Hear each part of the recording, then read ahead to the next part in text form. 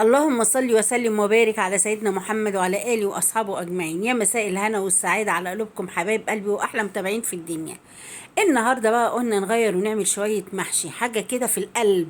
المحشي يعني حاجة في القلب بجد تحفة. محشي مشكل بتنجان وفلفل وكوسة. تعالي يا ست البنات، أنا عارفة إنك أستاذة فيه ورئيسة قسم كمان، بس ادينا بنتعلم من بعضيها، انت خطوة انا خطوة. يلا بينا نسمي الله ونصلي على الرسول.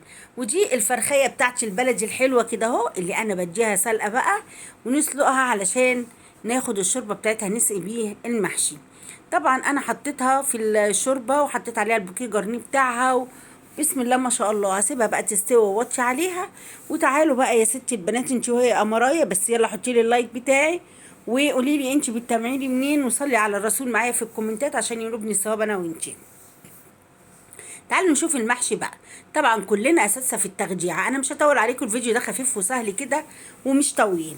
انا حطيت الرز على التخديعه وقصقصت عليها الخضره بتاعتي، طبعا بغسلها كويس جدا الخضره ونقعيها وحطي عليها خل كده اهو. اي حاجات ورقيه لازم تنقعيها وتحطي عليها شويه خل. وبعد كده هو حطيت الرز وحطيت على الخلطه مع الخضره، ورحت مقلباها كلها في قلب بعضها. وتعالي يا ستي البنات بقى، ادي البتنجان والفلفل والكوسه حطيتهم في طبق كبير ونقعين في شويه ميه كده واغسليهم كويس جدا، علشان لو فيهم اي تراب لو فيهم اي حاجه ترقد في الميه واشطفيهم حلوه قوي. وابتدي احشيهم يا قمرايه انت وهي. بصوا الكوسه والبتنجان والفلفل شكلهم حاجه كده تفرح، حاجه تخش القلب. انا من عشاق المحشي البتنجان والفلفل الكوسه، اي محشي بصراحه، وانا عارفه ان مفيش حد بيختلف عليه اتنين المحاشي دي كلها يا جماعه. هنا بقى يا ست البنات هغسلهم كويس جدا واحطهم يتصفوا. وبعد كده هوت هنروح قاعدين حاشينهم بقى اهو. بص الجمال والقمر بجد، الخضار شكله تحفه.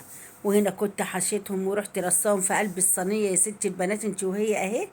حاجه كده اللهم بارك، الف هنا وشفا على اللي كان، والف هنا وشفا على اللي هيعمل على طريقه زوزو فيه وياكل.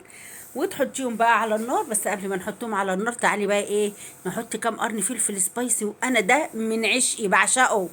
بعشق الفلفل السبايسي، احشيه واحطه كده على الوش. عملت 4 قرون، ادي واحد ادي اتنين وادي التالت اهو، والرابع هوسع له مكان واحطه كده اهو يا ست البنات. وبعد كده تحطيه على النار وما تزوديش الشوربه بتاعته، يعني يا دوبك الشوربه تبقى نص الصينيه كده، او في حله تبقى نص الحله، ما تخليش الشوربه تطلع على وش المحشي. وغطيته واحطه على النار اسقيه بالشوربه. طب بهاري الاول شويه فلفل اسود وملح وكمون، وبعد كده اسوي. وهنا كان احلى محشي استوى بقى يا جماعه، حاجه في القلب فعلا تحفه وقمر. بالهنا والشفا على اللي كل. وحمرنا الفراخ وكانت غدوة جميلة، اللهم ديمها نعمة علينا واحفظها من الزوال. يلا يا ستي البنات قولي لي بتتابعيني منين، ولايك وشير للفيديو كتير كتير. وصلي على الرسول في الكومنتات عشان ينوبني الثواب انا وانتي يا ستي البنات. بجد كانوا شوية محشي في القلب وحاجة كده في منتهى الجمال، وهو تغيير، وربنا يديمها نعمة علينا ويحفظها من الزوال يا رب.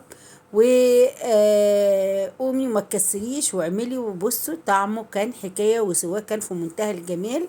بجد بجد كانت حاجه قمر. يلا يا ستي البنات ما تستخسريش فيا اللايك والشير علشان نستفاد من بعض كلنا. شويه محشي حاجه كده من الاخر. يلا يا قمر لايك وشير، واترككم في رعايه الله وامانه.